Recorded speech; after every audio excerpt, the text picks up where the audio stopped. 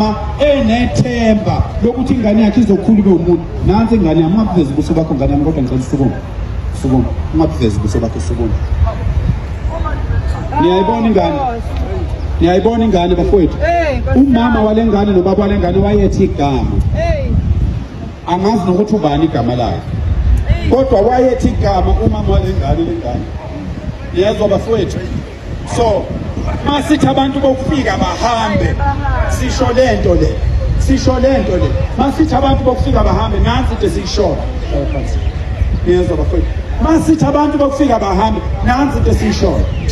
Bahlele emafletini bakhokho 15,000 emafletini. Sicela ama-landlords ala eThekwini. Sicela abantu abangabanikazi balamabhilidi la eThekwini. Sicela bona abantu abangabanikazi bamabhilidi la eThekwini. Before sishise ibhilidi lakhe, sicela khipha abantu bokufika kulelo bhilidi. Sicela baholi abahlangene namaphoyisa, abanamaphoyisa ahlangene nezigebengu. Before senze okungafanele sikwenze. We've been doing this for 10 years. Amaphare la eThekwini mina engenza i-case study yawo. Yimina engalandeli ukuthi lezi ngane igcina zila emgwaqweni. U-half walezi ngane, 50% walezi ngane azixoshiwe ukungalaleli emakhaya. Zixoshwe ukuthi zizalwa ngabantu abangazi ukuthi umphefumulo yini. uNkulunkulu akunika umphefumulo unga-understand ukuthi yini umphefumulo. Ingakho-ke bafowethu sithi abantu bokufika sicela behambe, sifuna ukulungisa izwe lethu. Ngoba le ngane singayi-rehabilitate, singayilungisa lezi ngane uma zingeza ukuqhubeka zithole lobu buthi ezikufaka egazini. Okunye kuzokwenzeka sizocela kini nonke bafowethu enikhona njengoba decela ubhuti umzimba ukhalimali.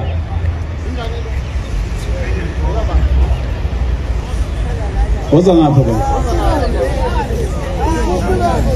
Woza lapha, woza kimi.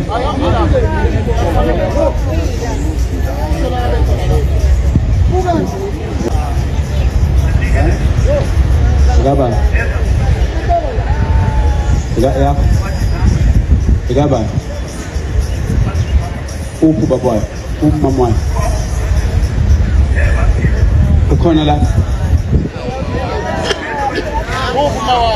Oh, woza la mama. Uyasukumela. Uyakhona. Cha ikulungile ngicela idaba lengane ngicela silikhulume masiqeda la. Ngicela silikhulume ungahambi nale ngane ngicela uhlale phansi. Ngicela uhlale phansi. Ngicela siqede lento siyenzayo sizokhuluma idaba lengane. Bafowethu sizocela usizo kubantu abahlose ukuthi izwe libe lilunge. Sizocela usizo. Sinendawo thina kwaNongoma, sinendawo ezinkulu kwaNongoma ezivulekile. Inkosi yakwaMandlakazi sengakhuleka kuyo, ngiyakhuleka namanje ukuthi isinikeze isiqeshana nje sendawo mhlambe singama-hektare amathathu. Siyibiye leyo ndawo. Sithathe lezi ngane zakithi, sihambe siyoyifaka lapha yana, sinikeze ukudla ngoba laba abantu abadla.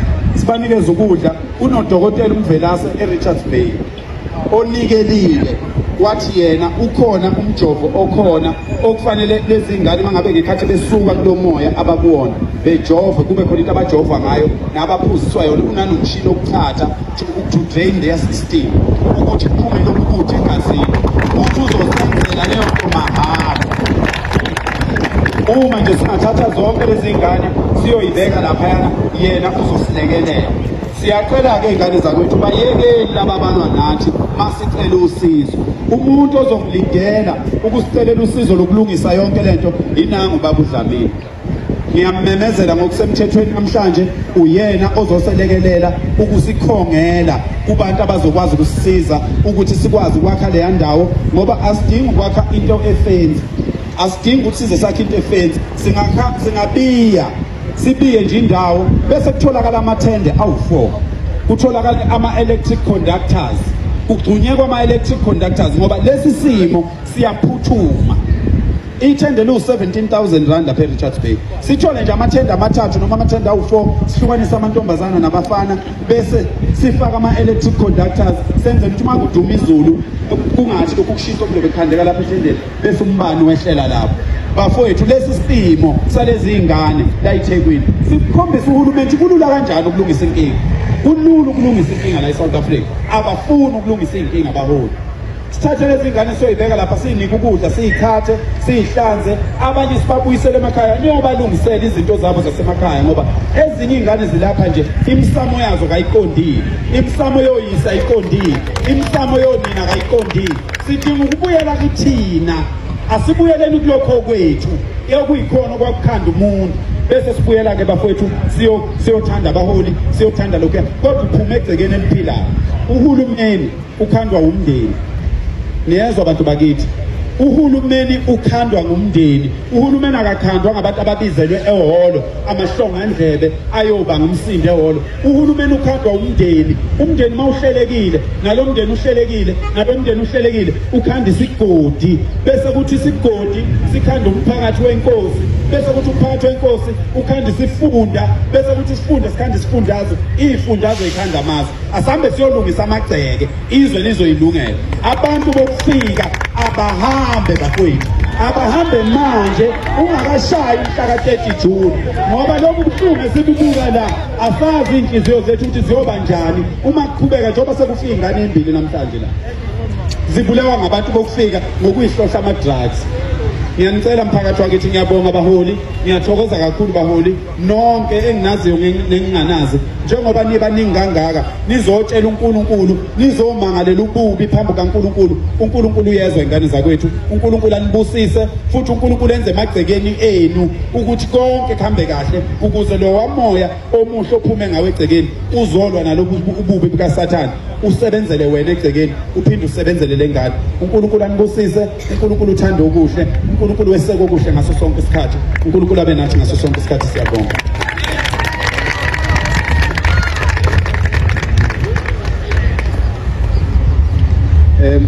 Sesiqedile-ke bafowethu, bese sizokhuleka kuphela. Sicela ukuthi-ke sinikezane, angazi ungobe uzosisiza okuyibona abane-experience yokusebenza lana nokunikeza lezi zinsiza ukudla. Niyazi-ke mina iy'ngane zakithi futhi nangihlonipha. Last time sekuze kwaba kabili ningihlonipha, seniphinde nangihlonipha futhi namhlanje. Kuthiwa nina nizwa, yazi ngicela nibuke isimanga bafowethu, ngicela nibuke naso isimanga sokuthi lezi iy'ngane kuthiwa ziyimdlwembe, kodwa bukani laba bantu bayoqeda i-hour lesibili behleli phansi. Kusho ukuthi singakwazi ukuyilungisa inkinga yalezi iy'ngane.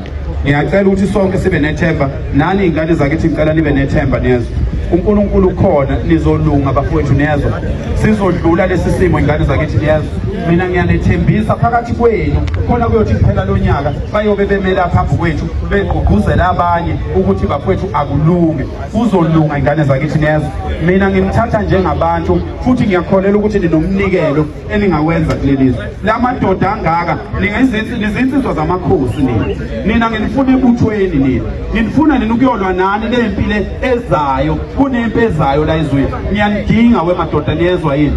Ngiyanidinga nizo-eda kulo 5 million weyinsizwa elizobe nguhola ungakapheli lo nyaka, ozokusho ukuthi lelizwe fanele libheke ngo-2029 yini nizobe nisho ukuthi lelizwe fanele liphathwe kanjani, ngoba akeke kuphinde sinqunyelwe ngabantu ukuthi izwe liphathwe kanjani. Izwe lizophathwa ngendlela thina esifuna liphathwe ngayo la eSouth Africa. Niyangizwa bafowethu?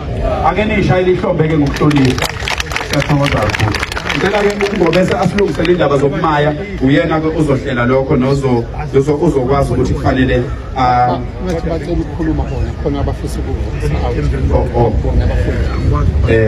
bazosuke beqophe laba kanti khona lento esifuna ukuyilungisa, khona into esifuna ukuyilungisa. Kahle wena babluzo mina ngibambe ikhamera mina, mina ngibambe ikhamera mina, yonke engibizele kuyona wele. Kunabantu abangabiza bazophuma la beze la sizokwazi ukuphila nabo. Manje sekusondele lo muntu lona ogqokele iskipa lesi, ayi yabo nje leskipa lesi, ayi leskipa lesi, ayi yazi uzobona yonke lento yakho kumeke awuxoshe lo muntu ofake iskipa lana, yazi uzobona yonke lento, hayi uzobona yonke lento. Awelapha bayani abantu lapha bayaphila bona bakithi. Hayi siyabonga. Bafowethu umuntu angabingelela bafowethu njengoba sila eAlbert Park lapho kuhlala khona bafowethu laba ababalekela amakhaya bafowethu. Iqembu le-MK bafowethu lenzela abafowethu lapha ukudla kokumayo ukuthi nje bethole breakfast njengoba kusasa kuseni. Mhlawumbe awusondele mama wena ngitho la in charge. Ya mhlawumbe yawukhuluma utshela abantu ya. Ngiyabingelela abantu base-South Africa. Igama lami uShele ngakwaBalance. Firstly, this is not about political parties. Sihlangene nje singabantu base-South Africa. That is first and foremost. That's what's important. Sithe as omama base-South Africa. Angeke sihlale phansi sizwile ukuthi ubiziwe umkhuleko ukukhulakala ingane zethu. Ingane zethu ezihlala. Ingane as young as 14 years. But overall, bengifuna ukuyiraise le issue ukuthi there's an agenda like South Africa. Abantu that seem to don't understand. Amadoda asengozini. They're becoming an endangered species. There's an agenda to destroy amadoda. Because 95% of abantu abahleli la, there's about 150 people. True. 95% amadoda. There are very few women. Kambila was around. So I saw. 95% amadoda. So amadoda abantu fanele ngabe bayasebenza bayafunda bondla imindeni yebo bondla ingane zabo basilekelela thina abantu besifazane bagcwele. So i-agenda ihamba kanjena amadoda if ungawathole ejele ngoba basebenzi because the mother of crime is poverty. We've got 63% youth unemployment. Youth is about 80% young people. So, if bengekho la bema-drug addicts, sizobathole manje. Amadoda. If bengekho swana ama-drug addicts, bahlele emakhaya abasebenzi, bancika ngey'ndongo zama-talk shop, awa mazayizayi bahambe becele omalusi. Sibabiza ngani thina ama-deadbeat fathers. Hayi ngoba bafuna ukuba ama-deadbeat fathers but because abasakhona ukuprovide ngoba imisebenzi ayikho ngani abantu bokufika first preference kwey'ndaweni zomsebenzi because they allow cheap labor. So if bengekho bonke lapho then they turn them into some homosexuals. Kodwa nje asivele nje sihlale mama wami because usukhulume kakhulu ahlale odabeni lana ukuthi mhlawumbe nawe ngiyacabanga ukuthi wena umuntu ohola sona yona le nto enhle kangaka eniyenzile la ukuthi nizonikeza abantu ngokudla kwesimama mhlawumbe nje uchaze khona mhlawumbe nezizathu mhlawumbe na nizenze nakubona ukubaleka njengoba okunye ubusuchazile ukubaleka ukuthi nifike nize la. Thina ngumama zela abafana bawu. So angilazi kusasa. As abantu besifazane we need to support amadoda. Because makuthiwa kuyi-empini kusasa amadoda azobe phambili. Amadoda afanele asiprotect. Kodwa thina as abantu besifazane as omama as abafazi sebandi i-responsibility yethu ayilele kuphela ekuthandazeni kodwa kufanele sisukume sizolekelela ngokuncane nathi singakwenza singahlali emakhaya. So hence sithe thina asiphume zabantu besifazane sihlanganise lokho singakuhlanganisi sizokwenza into kahle. Hayi siyabonga kakhulu mawami ne. Hayi siyabonga.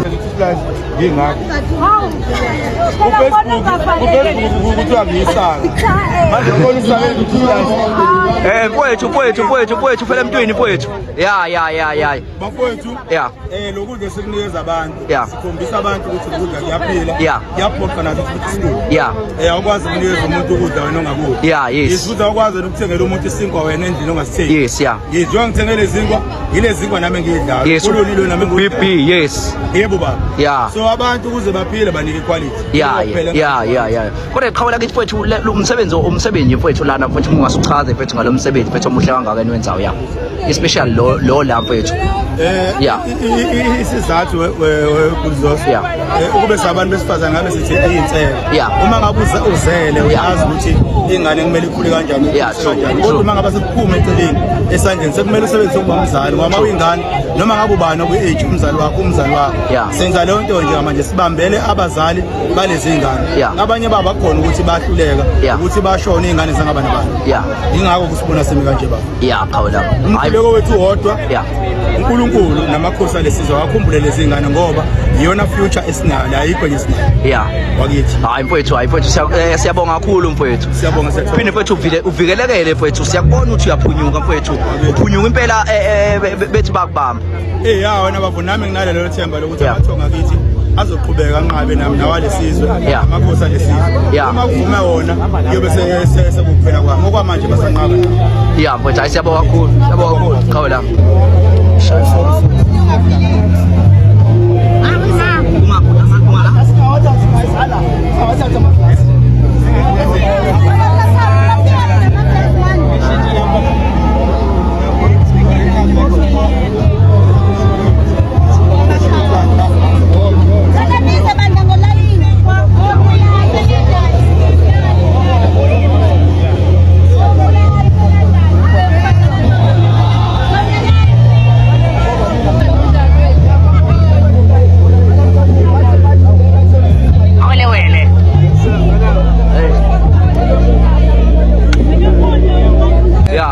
mfowethu asibingelele khawula mhlawumbe uzisho mfowethu uzazisa ukuthi wenza umsebenzi muni eqembini mhlawumbe kanjani igama lami ngobondlingo wazona abantu abaningi ngazo kusukhulu iqhamuke wa26 ku-organizer khona under iqembu le-MK Party so siya-organizer nje ama-programs around itheku one of ama-initiative esiwenzayo emphakathini yawo ukuthi samesiza ama-homeless people kasidinga ukusiza ama-homeless people even ama-students who are defunded by NSFAS naphuma emakhaya ahlwempu e-ofisi lethu lapha e-South Beach le-wa26 siyapheka khona ama-students ayafika ntambama azodla nasekuseni sawenzela ama-breakfast bona-ke khawula kithi la sikhuluma-ke udaba nalo udaba labafowethu laba ababalekela amakhaya khawula kithi abahlala la emgwaqeni nani siyanibona mfowethu njengenhlangano niyafika lapha nizobanikeza ukuya ngasethunjini mhlawumbe nje ukubeka mfowethu kulokho ney'zathu nje mfowethu engingakusho okokuqala nje ukuthi nobhuti bethu laba nosisi bethu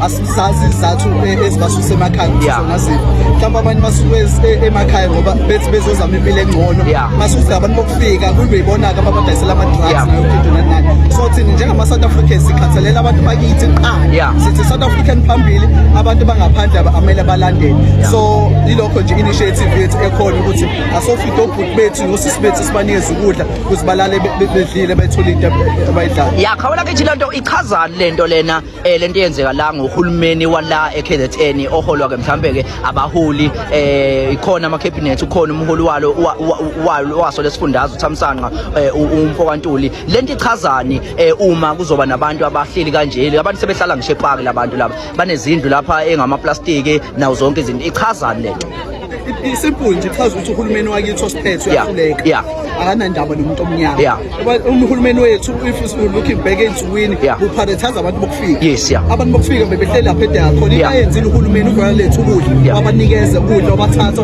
wabanikeza ishelter wasobhatha abantu base-South Africa abahlala la ngaphandle so uhulumeni wethu akanandaba nomuntu omnyama into ayicabangela yona yizisu zabo nomndeni yabo kuphela ukuthi ba-enriche bona badla imali kuphela kanjani hayi mfowethu hayi asibonge khawula ke sidla amaningi amen lapho kade khawula iqhikiza abengakhawulethi sezosikhomela khawula mhlawumbe nje chaza mhlawumbe ngeprogram yanamhlanje umthandazo namhlanje khawule sisi siyathokoza siyakhuleka eNgonyameni siyakhuleka kongangeZwi lakhe siyakhuleka kongangokujula kolwandle siyakhuleka kongangey'ntaba zakhe zonke sikhuleka emakhosini onke sikhuleka enkosini yami yakwamandlakazi inkosi yami yakwaNonguzulu kwanongoma bafowethu namhlanje besiletha umkhuleko la cela sikhumbule ukuthi lelizwe lanqotshelwa umkhuleko sikhumbule ukuthi lelizwe linoNkulunkulu lomhlaba wadalwa uNkulunkulu impilo yethu iphethwe uNkulunkulu umoya wonke siwuphefumulayo uphethwe uNkulunkulu ngakho mase sisey'nkingeni kufanele simbikele uNkulunkulu isimo esibhekene naso lezi iy'ngane niy'bona lapha njengoba ziningi kangaka iy'ngane over 300 uyabona ukuthi amakhandebisi onke lawo abanumzana laba abantu bekufanele ngabe babhizi bayalungiselela manje balungiselela ukuthi bakhe imizi bakhe imindeni manje-ke kunalo moya omubi-ke wabantu bokufika wangena kulelizwe ozobulala izwe lethu njengoba nisibona sisukumile sithi abantu bokufika bahambe nabo ubufakazi yibo-ke lobu bufakazi obenza senze lokho mhlaka 30 June wonke umuntu ofika sicela ebe esehambile eSouth Africa mhlaka 10 June abantu bokufika fanele bebeqala belungiselela ukunikeza iy'tolo abantu base-South Africa mhlaka 15 June nangomhlaka 20 June amabhilidi onke aseThekwini azobe ehlala abantu bokufika ngenkani bazobe kufanele bebe sebephumile kubona uma ngabe omastende balawo mabhilidi bengafuni ukulungisa inkinga bahlalelwe ingozi yokuthi kulimale iproperty yabo. Ngiyathokoza mhlawumbe makwenzeka izinto ezirong usabile mhlawumbe uthi icala mhlawumbe lingathathwa libuye kuwena mhlawumbe ungagcina usuboshwa ezami insizwa nje izinto erong ezami insizwa kukho lapha lokhu ngaqala ukumasha akekho wami umuntu oke enze iphutha nangomhlaka 30 June esiyokumemezela abantu bakithi alikho iphutha bayolenza ngoba abantu bakithi sebefundile ukulalela abantu bakithi bebevele belalela bebeswela umuntu ozobatshela ukuthi lalelani la ningakwenzi ukuthi yenzani ukuthi yenzani okuqondile engani abantu wonke lamatoyeto yade bewenza bebulala imigwaqo beshisa ama-library beshisa iy'kole bebesuke bethunywe osopolitiki bebenzisa izinto ey'wrong mina ngibenzisa izinto ey'right umuntu ogangayo kuyoboshwa yena ngoba esami statement esiqondile akwenziwa iphutha akuxatshanwa nephoyisa akuntshontshwa akashaya umuntu okufika akaphuthi umuntu okufika akubanjwe inkunzi akutatshwa akuze ukutatshwa nangomhlaka 30 June akuze ukutatshwa siyoqopha umlando umhlaba wonke into engakazi yenzeke akuze ukusha ngisho iphepha bayobona abantu siveza ilaka lethu ngaphandle kokona ingakho bethi angithi basho bathi kube ngashuthwa angashuthwa ngomhlaka 30 qhawu hayi kuyobe kungashuthwa kuloko obize leyo mhlaka 30 loyo lo wanqunywa yini umhlaka 30 kuyobe kushuthwa kuyobe sikhombisa umhlaba wonke ukuthi thina siyiphethe kahle kanjani ofuna ukuyokweba akahamba yokweba ofuna ukuyobulala abantu akahamba yobulala abantu yena angangeni kulokho kwethu lokho kwethu kuyohlala kunokuthula kuyohlala ku-peaceful futhi lelizwe siyolinqobela ngothando nomoya omuhle. Siyathokoza nabenkosi. Hello good people, welcome back to this channel. If you are new here, please make sure you do the right thing. You press that subscribe button and hit the notification bell. Good people, please comment your thought below. Tell us what do you think after watching this video, and don't forget to like, share and subscribe. Kulongile, bye. See you on the next one.